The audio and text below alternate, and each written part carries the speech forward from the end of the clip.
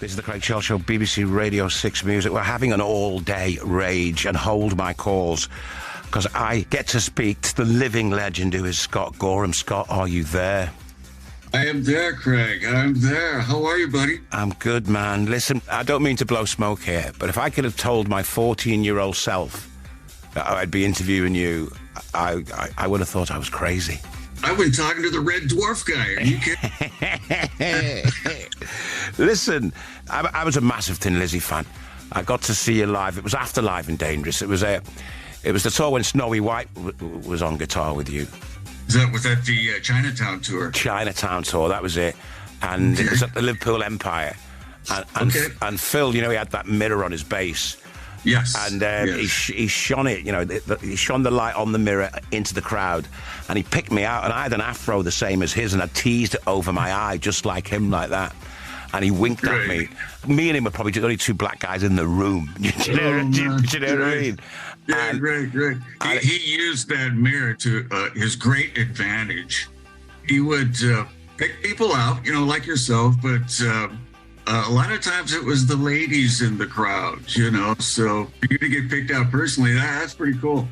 Listen, I mentioned that, you know, with Snowy White, you had that twin guitar solo thing going on. I mean, that must be harder to play than just, like, playing on your own, surely, for a start. Well, yeah, it's always going to be a little harder when you have a partner like that, because all your parts have to adhere to each other. You know, there's always, like, you know, the law of keeping it tuned. You know, you got to play all the right notes, especially all the harmony bits. I mean, if it was just on your own, there would be no harmony, and you'd just be blasting away on, you know, lead guitar, you know, the whole hour and a half or whatever. But with the dual thing, you have to sit down with each other and really work these things out.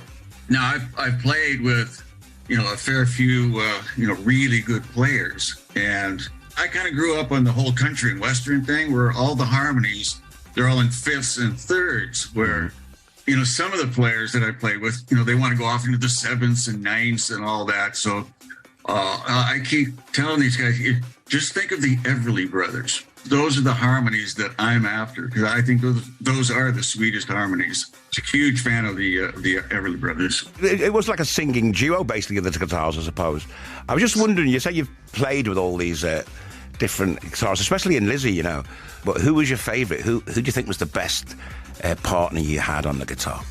Well, you know, best is a very subjective word there. I mean, there's a couple of different bests. I mean, who did I have the most fun with? Probably Brian Robertson, the original. It was he and I that actually came up with that Lizzy sound, right?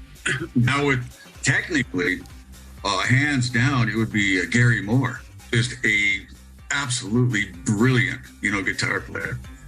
And I was doing one of these the other week, and somebody said, "So did you feel intimidated at all playing with Gary Moore?" And I was like, "No."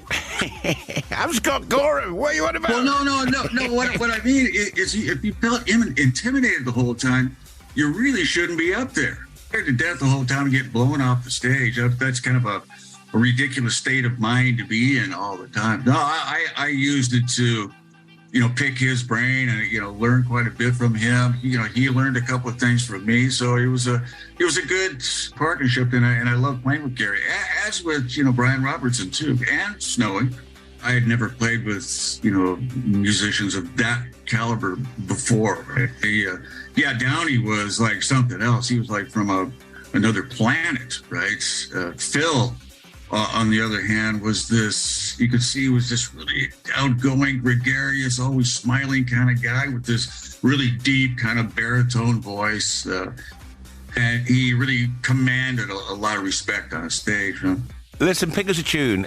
What tune should be played by Lizzy that sort of perfectly sort of encapsulates the sound that you're after, and that dueling guitar thing as well?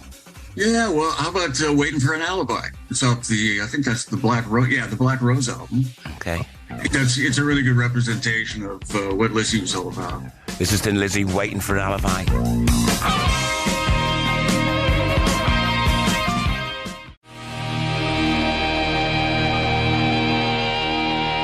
That was Thin Lizzy, Waiting for an Alibi, picked by my guest, the legendary Scott Gorham.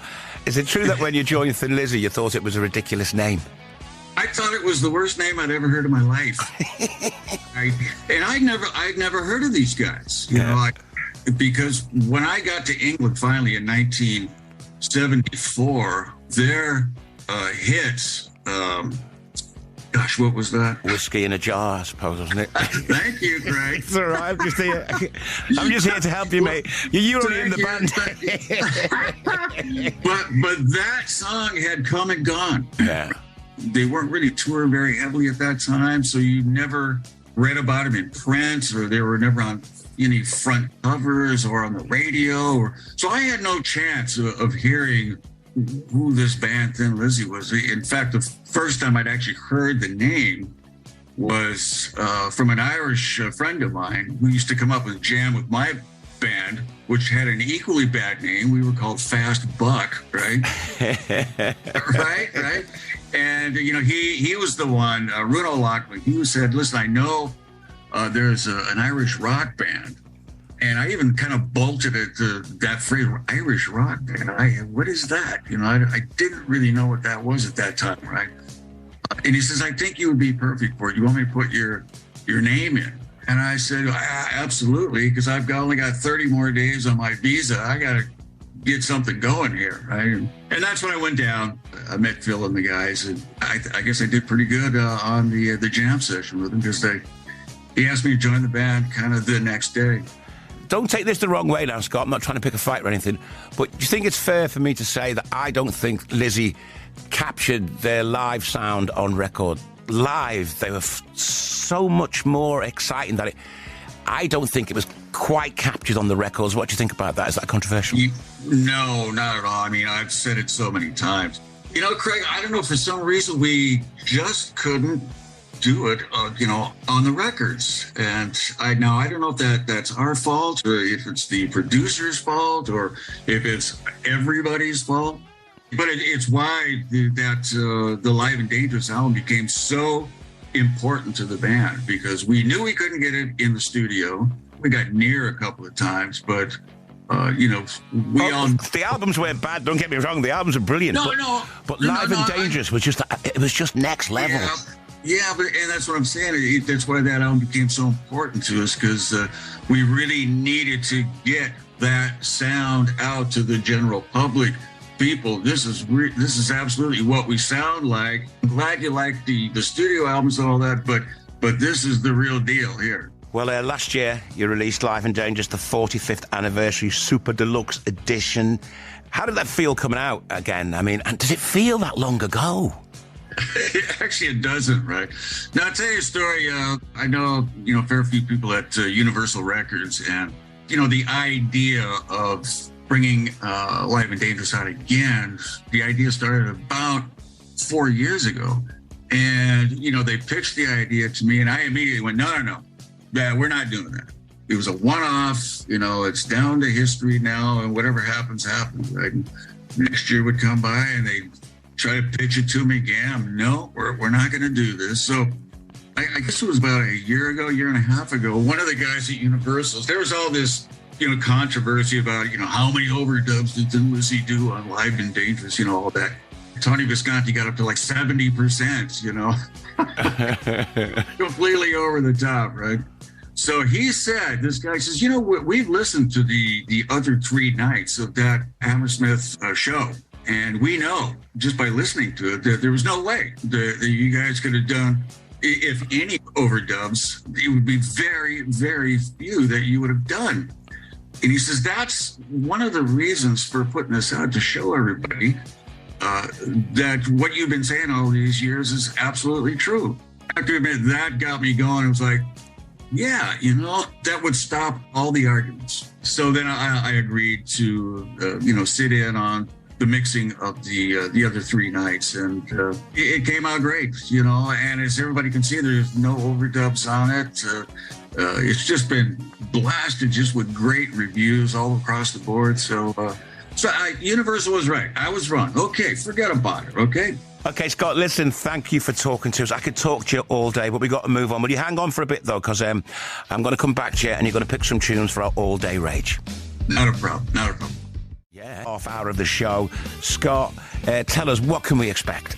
Remember the band Giants? Giant, yeah. You remember them? They were an American band who were actually pretty big at one point, and then all of a sudden they just fell off the edge of the earth. Right? What happened to these guys? Where'd they go? Right?